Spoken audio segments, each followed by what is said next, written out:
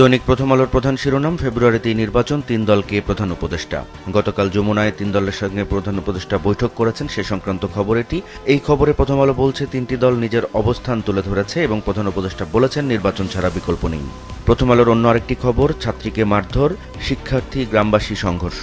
চট্টগ্রাম বিশ্ববিদ্যালয়ের খবর। এই খবরে বলা হচ্ছে, শনিবার মধ্যরাত থেকে গতকাল বেলা ৩টা পর্যন্ত দফায় দফায় সংঘর্ষ হয়, এতে প্রায় ২০০ শিক্ষার্থী আহত হয়েছে। বিশ্ববিদ্যালয় এলাকায় ১৪৪ ধারা জারি করা হয়েছে এবং চাকসু নির্বাচন সুষ্ঠু হওয়া নিয়ে সংশয় তৈরি হয়েছে। ঢাকা বিশ্ববিদ্যালয়ের ছাত্র সংসদ নির্বাচনকে ঘিরে প্রথম আলোর যে প্রতিবেদন, তাতে শিরোনাম, ডাকসুতে বিগত ৫৪ বছরে নির্বাচন মাত্র ৭ বার। এই খবরে বলা হচ্ছে, ১০৪ বছর আগে ঢাকা বিশ্ববিদ্যালয় প্রতিষ্ঠিত হয়েছে এবং এই সময়ে ছাত্র সংসদ নির্বাচন হয়েছে মাত্র ৩৭ বার এবং বাংলাদেশ স্বাধীন হওয়ার পর ৫৪ বছরে নির্বাচন হয়েছে মাত্র ৭ বার। জাতীয় নির্বাচন প্রসঙ্গে গতকাল বিএনপির ভারপ্রাপ্ত চেয়ারম্যান তারেক রহমান কথা বলেছেন, সেটিকে প্রথম আলো একটি খবরের শিরোনাম করেছে। নির্বাচন ঘিরে ষড়যন্ত্র ডালপালা মেলতে শুরু করেছে তারেক, এই শিরোনামে। রাষ্ট্রীয় বাহিনী আক্রমণের শিকার হলে গণমাধ্যমে খবর আসে না।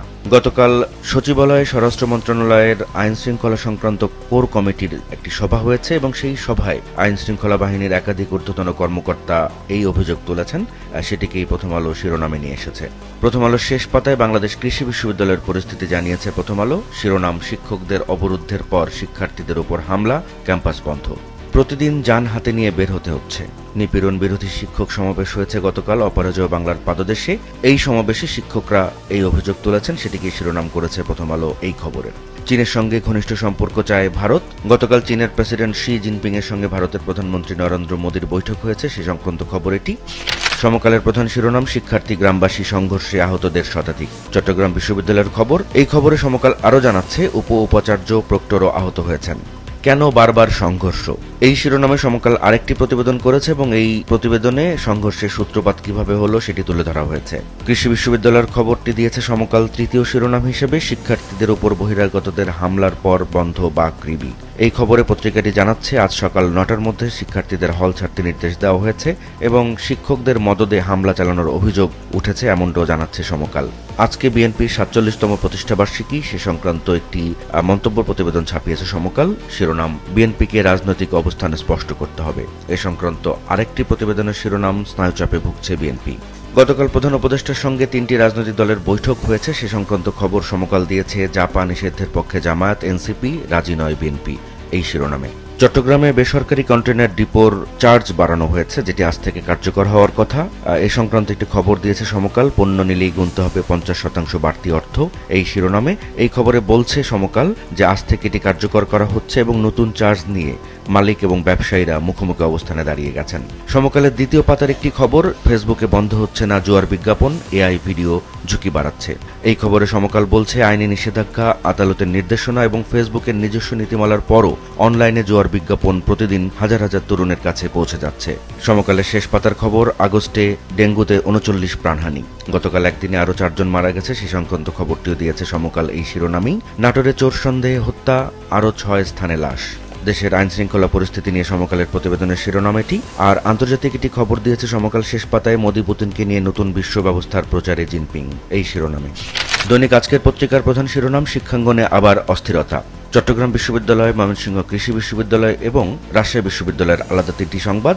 চট্টগ্রামের খবরটির শিরোনাম, ছাত্রীকে এক থাপ্পড়ে রণক্ষেত্র চবি এলাকা।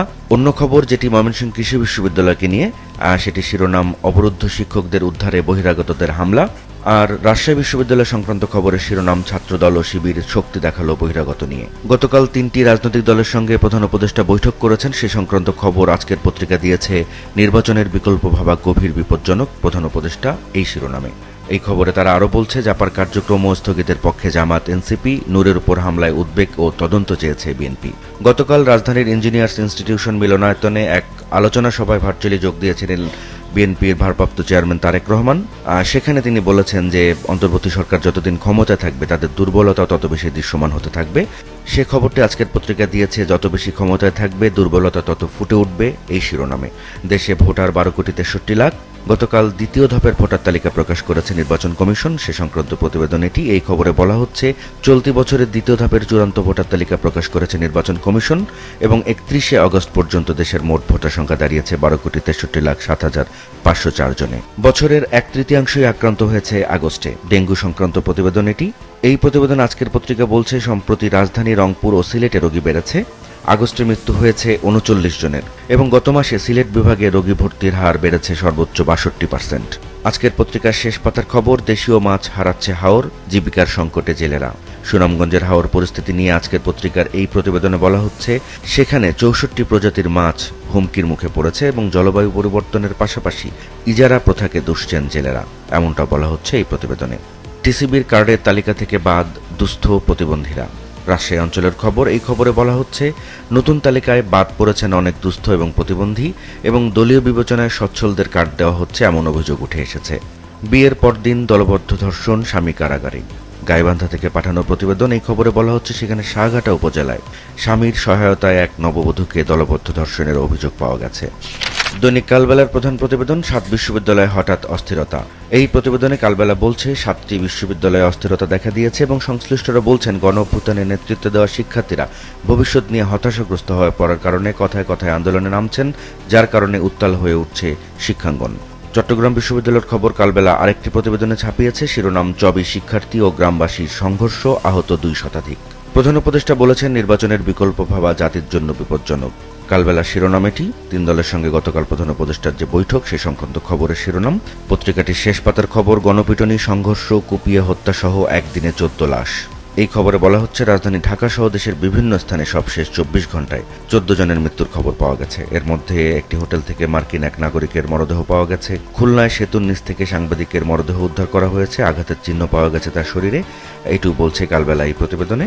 অন্য আরেকটি প্রতিবেদনে কালবেলার শিরোনাম, নির্বাচনের আগে পরিস্থিতি জটিল করা হচ্ছে। এটি বিএনপির ভারপ্রাপ্ত চেয়ারম্যান তারেক রহমান গতকাল বলেছেন, আর সেটিকে এই খবরের শিরোনাম করেছে কালবেলা। দৈনিক কালের কণ্ঠ, তাদের প্রধান শিরোনাম, চট্টগ্রাম বিশ্ববিদ্যালয়ের রণক্ষেত্র। অন্য একটি খবরে কালের কণ্ঠ বলছে, নির্বাচন ফেব্রুয়ারির প্রথমার্ধেই। বিএনপি, জামাত, এনসিপির সঙ্গে প্রধান উপদেষ্টার গতকাল যে বৈঠক হয়েছে, সেই বৈঠকের যে খবরটি দিয়েছে কালের কণ্ঠ, সেই খবরের শিরোনাম এভাবে দিয়েছে তারা, এবং এই খবরে তারা বলছে, নির্বাচনের বিকল্প যদি কেউ ভাবেন, সেটি জাতির জন্য গভীর বিপজ্জনক হবে, এমনটা বলেছেন প্রধান উপদেষ্টা।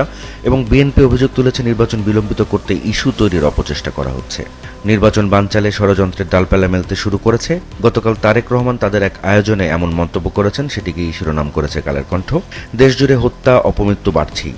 এই শিরোনামে আসলে পাশাপাশি ৩টি খবর ছাপিয়েছে কালের কণ্ঠ। একটি শিরোনাম, বিএনপি ও আওয়ামী লীগ নেতা সহ ৬ জেলায় ৯ জনকে হত্যা। অন্যটি শিরোনাম, খুলনায় সেতুর নিচে সাংবাদিকের লাশ, দেহে আঘাতের চিহ্ন। আরেকটি শিরোনাম, ঢাকায় হোটেল থেকে মার্কিন নাগরিকের মরদেহ উদ্ধার। দৈনিক দেশ রূপান্তরের শিরোনাম, ভোটের বিকল্প ভাবলেই বিপদ। প্রধান উপদেষ্টার সঙ্গে ৩ দলের বৈঠক নিয়ে দেশ রূপান্তরের প্রতিবেদনের শিরোনাম এটি। আরেকটি খবরে দেশ রূপান্তর বলছে, নূরের নিরাপত্তা নিয়ে শঙ্কায় দল। এই খবরে দেশ রূপান্তর বলছে, গণ অধিকার পরিষদের সভাপতি নূরের চিকিৎসা দেশে হলে তার নিরাপত্তা বিঘ্নিতের আশঙ্কা করছে তার দল। দফায় দফায় সংঘর্ষে চবি রণক্ষেত্র। চট্টগ্রাম বিশ্ববিদ্যালয়ের খবর এই শিরোনামে দিয়েছে দেশ রূপান্তর। পাশাপাশি বাংলাদেশ কৃষি বিশ্ববিদ্যালয়ের খবরটিও দিয়েছে তারা, শিরোনাম, বাকৃবি বন্ধ ঘোষণা, হল ছাড়া নির্দেশ। দেশ রূপান্তরের শেষ পাতার খবর, লাল নীল বাতিতে চোখ নেই কারো। প্রথম ধাপে পরীক্ষামূলকভাবে রাজধানীর 7টি ইন্টারসেকশনে দেশীয় প্রযুক্তিতে তৈরি অটোমেশন সিস্টেম চালু করা হয়েছে এবং সেই সংক্রান্ত খবরে দেশ রূপান্তর বলছে যে বাতি জ্বলছে কিন্তু কেউ তা মানছে না, এমনটি দেখা গেছে রাস্তায়। নূরের উপর হামলার দায় সরকারকে নিতে হবে। দেশ রূপান্তরের শেষ পাতার আরেকটি খবর, এটি বলেছেন উপদেষ্টা আসিফ মাহমুদ সজীব ভুইয়া। গতকাল হাসপাতালে নূরকে দেখতে গিয়ে তিনি বলেছেন যে নূরের উপর হামলার দায় দায়িত্ব অন্তর্বর্তী সরকারকে নিতে হবে।